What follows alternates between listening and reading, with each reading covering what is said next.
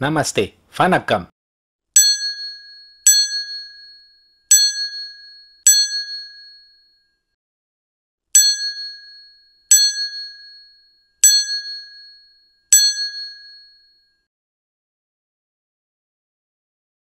Halo Movie Rangers, apa kabar kalian semua? Semoga kita semua selalu diberi kesehatan dan umur yang barokah. Jangan lupa subscribe Let's Talk Movie dan follow Instagram kita ya. Hari ini Bang Jedar akan menceritakan film berbahasa Tamil yang berjudul Adanga Maru. Skor IMDb-nya 7,1. Film ini request dari Zul Hampawan, Queen Hindi, Safrijal, dan Muhammad Tajuddin. Film ini bercerita tentang seorang polisi yang baik, menegakkan keadilan dengan cara yang berbeda. Oke, langsung aja put your headset on and listen to me.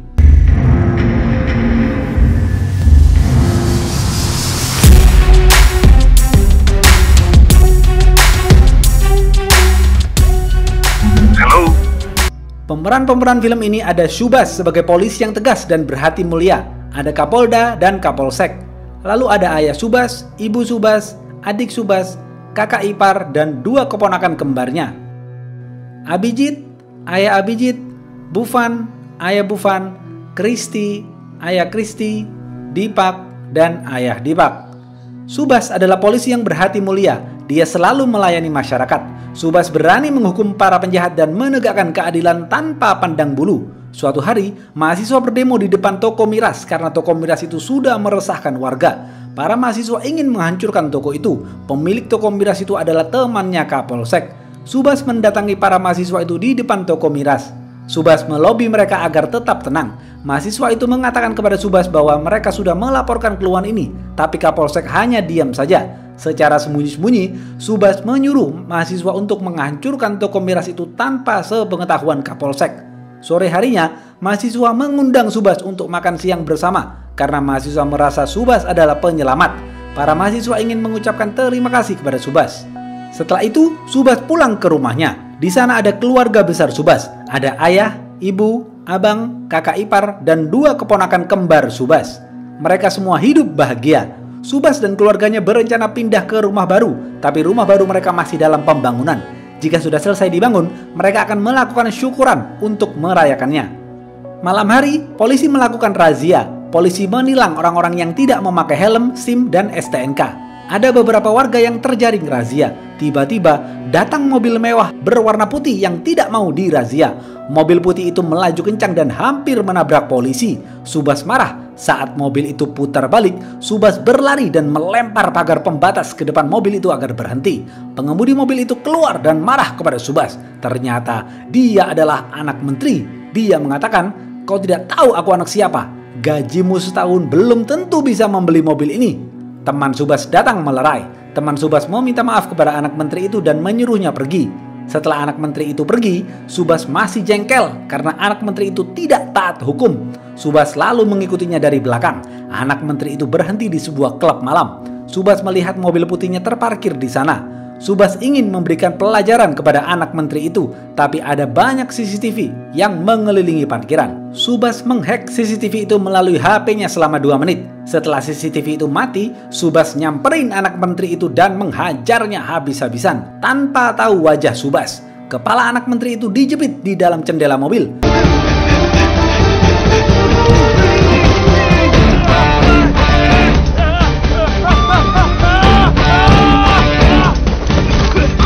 Setelah itu, Subhas menghancurkan kaca mobil yang ia banggakan itu. Subhas lalu pulang ke rumahnya.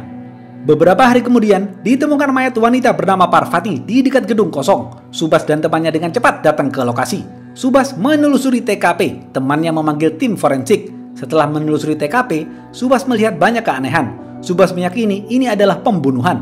Saat Subhas sedang berdiskusi dengan temannya, tiba-tiba Kapolsek datang dan menyuruh teman Subhas membuat laporan resmi bahwa Parvati bunuh diri. Subhas kaget dan hanya terdiam membisu. Temannya mengatakan, "Kita sebagai anak buah Subhas harus mematuhi perintah atasan."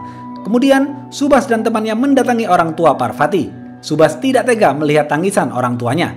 Besok pagi, banyak pihak keluarga Parvati marah dan tidak mau mengambil mayat Parvati karena Parvati diklaim melakukan bunuh diri. Tanpa sepengetahuan Kapolsek, Subhas menyuruh keluarga Parvati mengundang media dan menduduki halaman kantor polisi. Mereka langsung melakukan itu. Ini memancing Kapolsek turun tangan dan dengan terpaksa Kapolsek menugaskan Subas untuk menyelidiki kasus ini. Subas langsung bergerak cepat menyelidiki kasus ini, mulai dari wawancara orang-orang terdekat Parvati, menelusuri TKP, dan menemui dokter forensik. Tapi dokter forensik enggan untuk berbicara. Subas juga meminta tolong kepada temannya di Cybercell untuk melacak nomor-nomor handphone yang pernah singgah di gedung itu. Kesimpulan Subas mengatakan bahwa Parvati dibunuh, tapi Subas belum menemukan bukti kuat. Siang harinya, Subas dipanggil ke kantor polisi. Di sana Subas bertemu Kapolda dan Kapolsek. Saat Kapolda pulang, Kapolsek memanggil Subas ke ruangannya. Kapolsek memerintahkan Subas untuk memberhentikan kasus ini. Subas keberatan karena Subas tinggal sedikit lagi menemukan bukti pembunuhan, tapi Subas tidak berdaya. Beberapa jam kemudian, Subas ditelepon temannya di Cybercell. Temannya memberikan nomor handphone yang diduga pelaku pembunuhan Parvati. Subas langsung meneleponnya. Pria di telepon itu mengaku bernama Abijit. Tanpa basa-basi, Abijit menyuruh Subas untuk menemuinya di lapangan kosong. Subas langsung menemui Abijit. Di sana, Abijit ditemani ketiga temannya. Ada Bufan, Krish, dan Dipak. Mereka berempat mengatakan kepada Subas, "Kau harus menjauh dari kasus Parvati ini, karena kami berempat adalah orang kaya yang berpengaruh. Kau tidak bisa macam-macam dengan kami." Kemudian Dipak memberikan handphone kepada Subas. Di sana ada video Parvati sedang diperkosa lalu dibunuh. Tidak hanya Parvati, mereka melakukan itu ke beberapa korban lainnya. Sontak Subas marah dan menghajar mereka habis-habisan.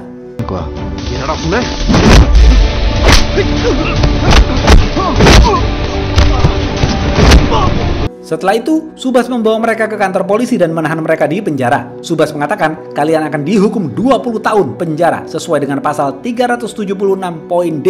Tiba-tiba, kantor polisi didatangi Kapolsek, Kapolda, pejabat penting, dan pengusaha lain. Kapolda marah kepada Subas karena menangkap mereka tanpa bukti. Subas lalu menunjukkan bukti video pemerkosaan dan pembunuhan para pelaku di handphone mereka. Tapi, seketika itu semua video terhapus. Mereka melakukan itu dibantu oleh hacker mereka. Kapolda langsung memerintahkan Subas untuk membebaskan keempat pelaku. Dengan berat hati, Subas membebaskan mereka. Para pelaku tertawa puas. Kapolsek menskor Subas atas perintah Kapolda. Subas merenung dan sedih karena keadilan tidak ditegakkan. Lalu Subas pulang ke rumah. Karena besok adalah acara syukuran rumah barunya. Saat tiba di rumah Subas, Subas melihat seluruh keluarganya tewas dibakar.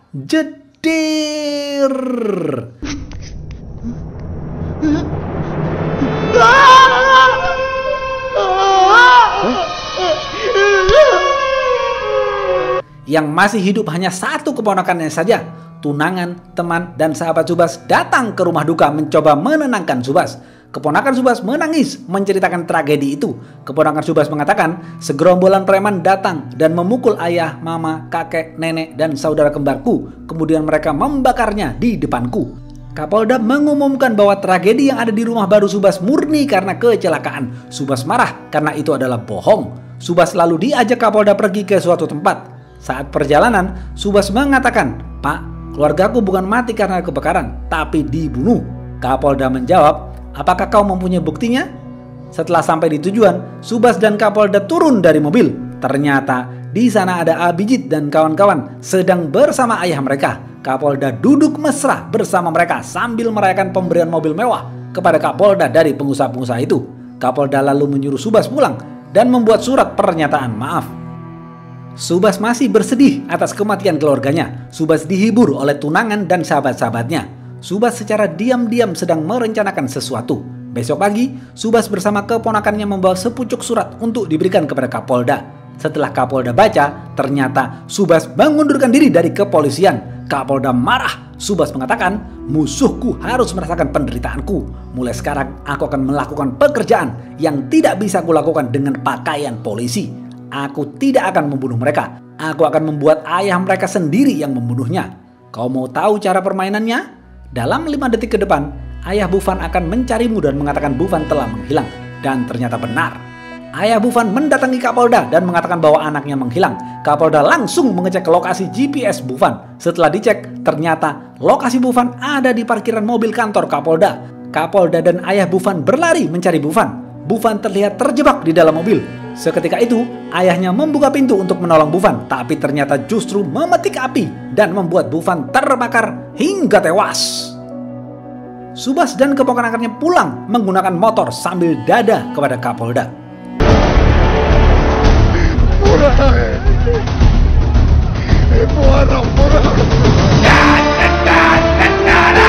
Setelah kematian Bufan, para ayah orang penting ini membayar bodyguard untuk melindungi anak-anaknya. Kapolda juga mengumpulkan seluruh anak buahnya. Mereka mengeluarkan kekuatan penuh untuk menangkap Subas. Mereka melacak nomor handphone Subas, kartu kredit, dan lain-lain. Subas lalu meminta tolong kepada sahabatnya untuk menyembunyikan keponakan dan tunangannya di tempat yang aman. Subas mengambil senjata lengkap yang sudah disiapkan sahabatnya.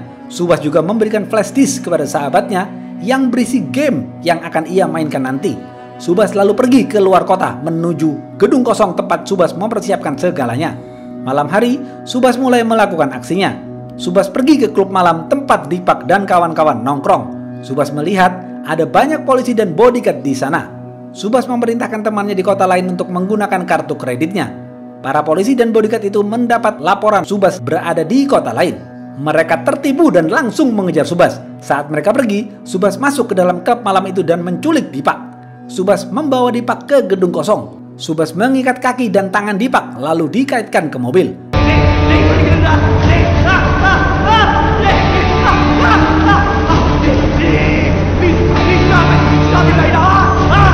Subas menakut-nakuti Dipak dengan menginjak gas yang akan membuat badannya terbelah menjadi dua. Dipak takut dan pasrah. Subas menyuruh Dipak untuk memanggil Kristi ke gedung ini. Dipak menuruti Subas dan menelpon Kristi. Tapi demi melindungi anaknya, ayah Kristi datang lebih dahulu ke gedung itu bersama beberapa bodyguardnya. Subas sudah menduga hal ini dan bersiap menyambut kedatangan mereka. Subas menjebak dan menghajar mereka satu persatu.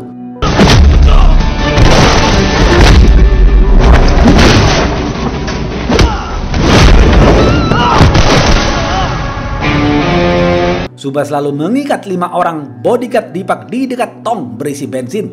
Subas juga mengikat ayah Dipak di kursi. Lalu Subas memaksa dan merekam suara ayah Dipak untuk mengatakan, "Datanglah ke sini, Nak." Setelah itu, Subas menghubungkan suara itu ke handphone Subas dan menelpon Kristi. Kristi pun tertipu dan percaya seakan-akan yang berbicara adalah ayahnya. Kristi langsung meluncur ke lokasi. Sesampainya di sana, Subas memukul Kristi hingga pingsan, lalu menaruhnya di bagasi mobil dan membawanya pergi. Sebelum pergi, Subas mengirim lokasi gedung itu kepada Kapolda agar Kapolda bisa menyelamatkan ayahnya Kristi. Kapolda memerintahkan Kapolsek dan tim ke lokasi. Kapolsek datang untuk membebaskan ayah Kristi. Lalu Kapolsek tidak sengaja menyenggol tali jebakan dan membuat 5 orang bodyguard Kristi yang tidak lain adalah Algojo pembunuh keluarga Subas meledak hingga tewas.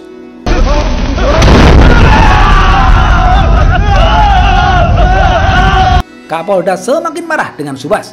Kapolda terus melakukan pengejaran kepada Subas dan Kapolda akhirnya berhasil menemukan Subas. Subas berada di bandara. Kapolda memerintahkan Kapolsek untuk segera menangkap Subas. Kapolsek secara sembunyi-sembunyi menodongkan pistol kepada Subas, tapi Subas malah menembakkan pistol itu ke arah bawah sehingga membuat penangkapannya diketahui banyak orang. Media ramai membicarakan hal ini. Media mulai menyudutkan kepolisian karena menangkap Subas tanpa bukti. Kapolda mulai menginterogasi Subas. Subas dengan tenang menjawab semua pertanyaan dan Subas mengaku tidak tahu di mana Kristi dan Dipak. Kapolda mengatakan, "Kau telah membakar 5 orang bodyguard dan kau menculik Dipak dan Kristi di hari yang sama." Subas menjawab, "Evidence irka? Proof enna? Ningallam padichittu varingla illa?" Subas membalikkan kata-kata yang selalu diucapkan Kapolda dahulu. Kapolda marah. Ayah Dipak dan Kristi juga ikut geram.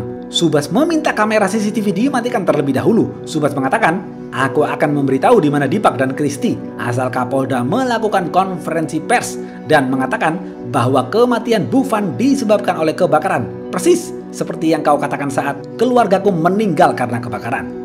Kapolda tidak mau melakukan itu karena takut malu. Sedangkan ayah Dipak dan Kristi mendesak Kapolda untuk segera melakukan konferensi pers dan mengatakan sesuai arahan Subas. Dengan berat hati, Kapolda melakukan itu. Di saat yang bersamaan, pengacara Subas datang dan mempertanyakan di hadapan awak media atas bukti apa polisi menangkap Subas. Kapolda tidak bisa menjawab. Setelah itu, Subas mengatakan lokasi Kristi. Kristi ditelepon ayahnya sesuai arahan Subas. Kristi disembunyikan di dalam mobil tua dekat bandara. Kristi diperintahkan untuk keluar mobil dan membawa tas berwarna merah. Kristi pun keluar mobil. Kristi disuruh berjalan menuju bandara. Saat Kristi tiba di bandara dengan selamat, ayahnya berkhianat dan tidak menuruti arahan Subas. Subas marah dan tiba-tiba dalam tas Kristi ada suara seperti bom yang akan meledak. Kristi membukanya dan melihat ada sebuah pistol. Kristi memegang pistol itu, lalu pistol itu menembak secara otomatis. Spontan tentara yang ada di bandara memberondong peluru kepada Kristi hingga tewas. Hey,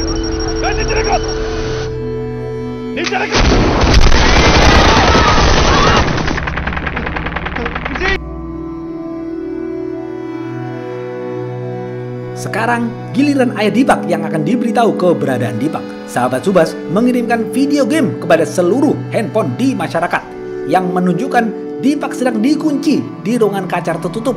Semua orang diberi pilihan untuk bermain game itu. Dalam game itu diceritakan Dipak dan kawan-kawan mengaku telah memperkosa dan membunuh banyak gadis. Masyarakat disuruh memilih antara melepaskan Dipak atau membunuh Dipak. Masyarakat banyak yang memilih untuk membunuh Dipak. Mereka mulai memainkan game itu. Semakin banyak yang memainkan game itu, gas berbahaya yang sudah dicampur Subas akan masuk ke ruangan kaca tertutup itu. Dan dalam waktu 5 menit, Dipak akan mati terbakar.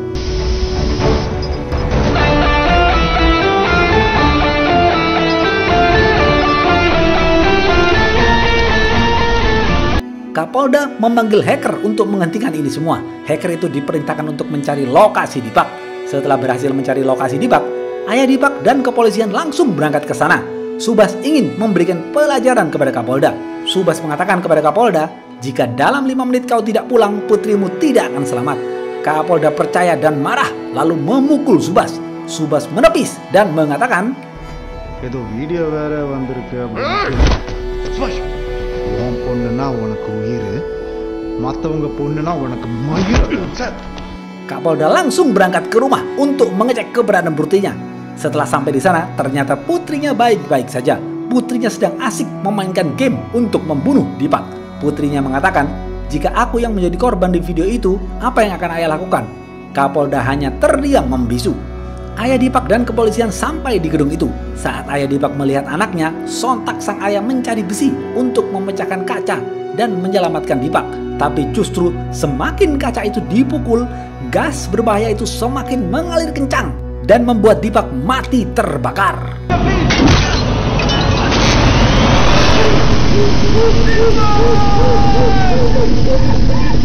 Ayah Abijit, ayah Dipak, ayah Bovan, dan ayah Kristi sudah kecewa dengan Kapolda karena tidak bisa mengatasi ini semua.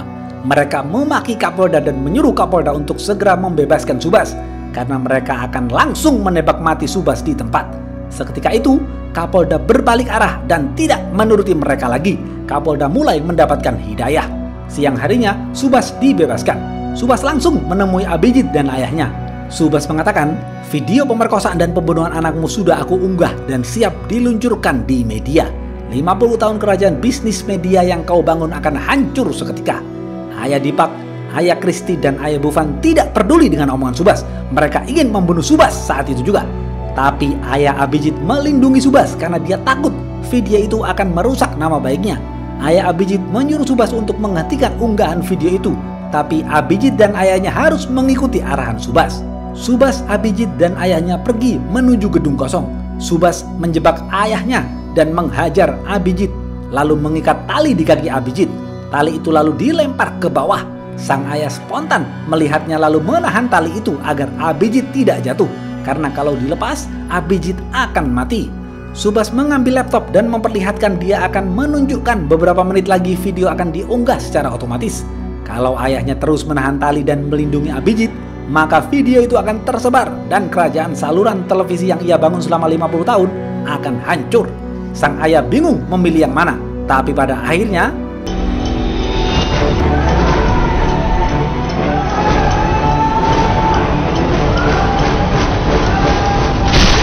sang ayah melepas talinya dan membuat Abijit terjatuh hingga tewas.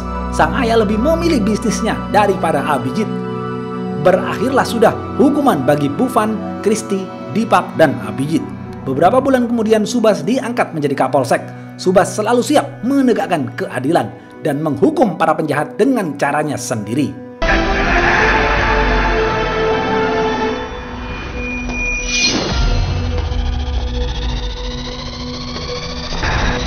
habis. Apa pesan dari film ini? Jika keadilan tidak ditegakkan, maka hukum akan mengambil jalannya sendiri. Kalian lebih memilih yang mana? Membunuh para pemerkosa itu atau menghukum mereka dengan hukuman yang ringan atas nama HAM? Coba kalian komen di bawah ya. Oke, segitu aja video kali ini. Jangan lupa like, comment, and subscribe ya. Stay watching and see you.